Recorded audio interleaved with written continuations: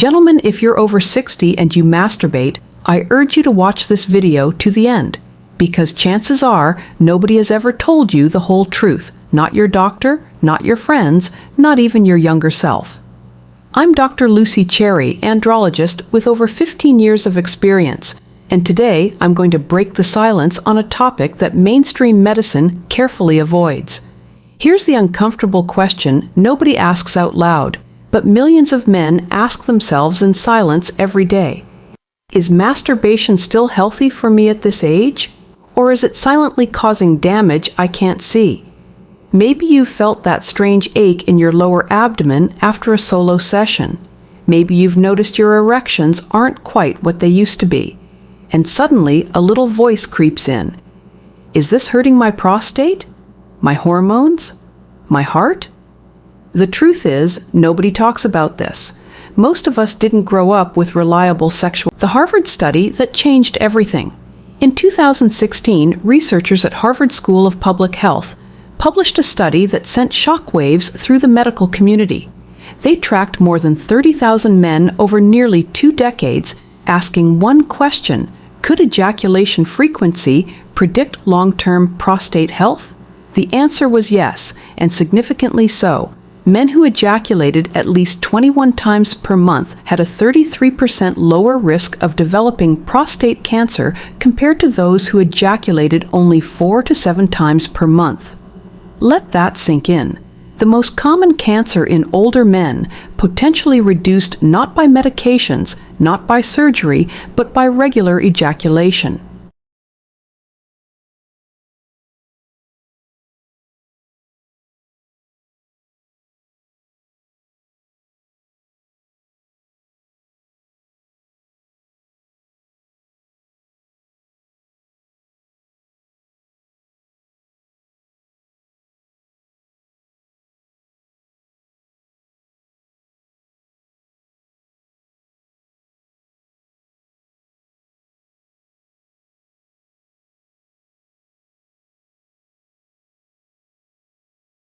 The hormonal cascade.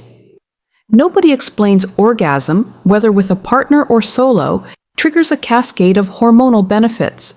Dopamine surges, the pleasure and motivation neurotransmitter.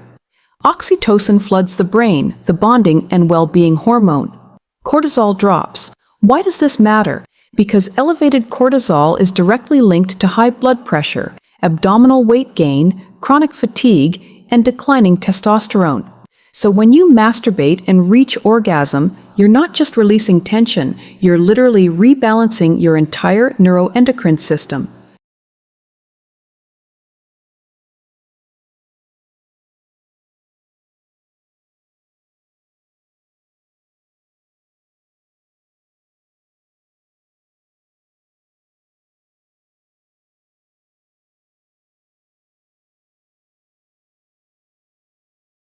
Hidden benefits.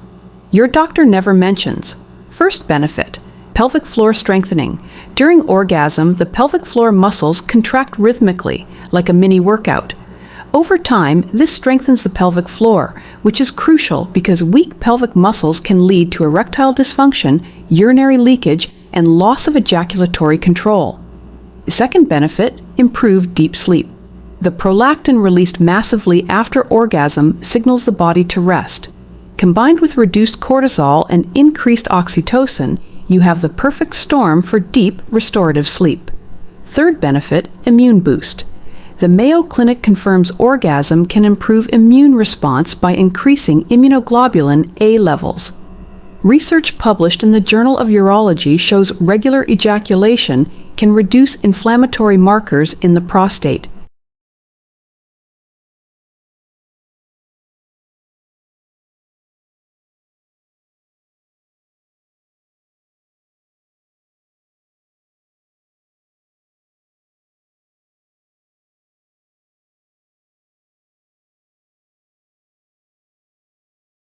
Hidden benefits. Your doctor never mentions. First benefit, pelvic floor strengthening. During orgasm, the pelvic floor muscles contract rhythmically, like a mini workout. Over time, this strengthens the pelvic floor, which is crucial because weak pelvic muscles can lead to erectile dysfunction, urinary leakage, and loss of ejaculatory control. Second benefit, improved deep sleep. The prolactin released massively after orgasm signals the body to rest. Combined with reduced cortisol and increased oxytocin, you have the perfect storm for deep, restorative sleep. Third benefit, immune boost. The Mayo Clinic confirms orgasm can improve immune response by increasing immunoglobulin A levels. Research published in the Journal of Urology shows regular ejaculation can reduce inflammatory markers in the prostate.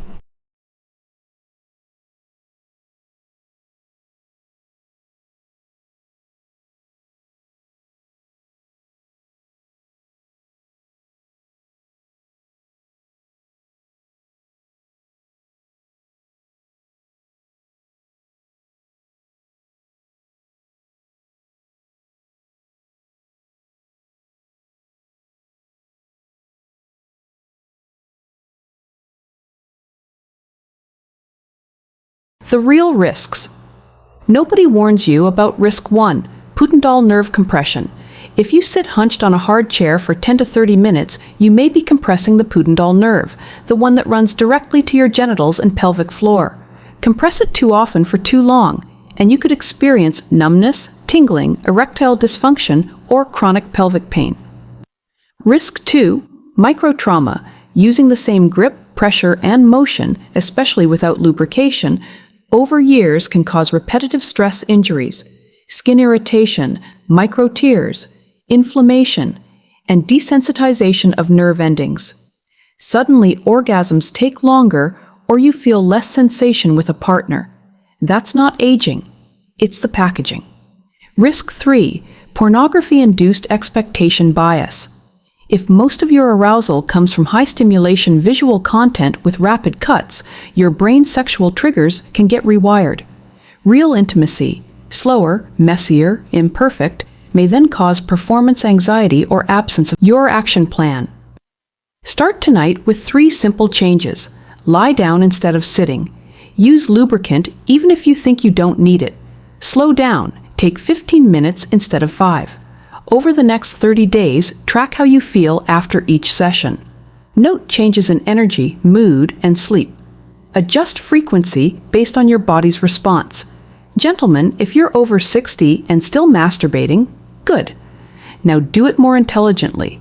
Use it as a tool, not a crutch.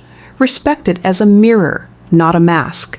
And above all, treat it as part of your long-term strategy for living well, aging strong, and owning every part of your masculinity without shame.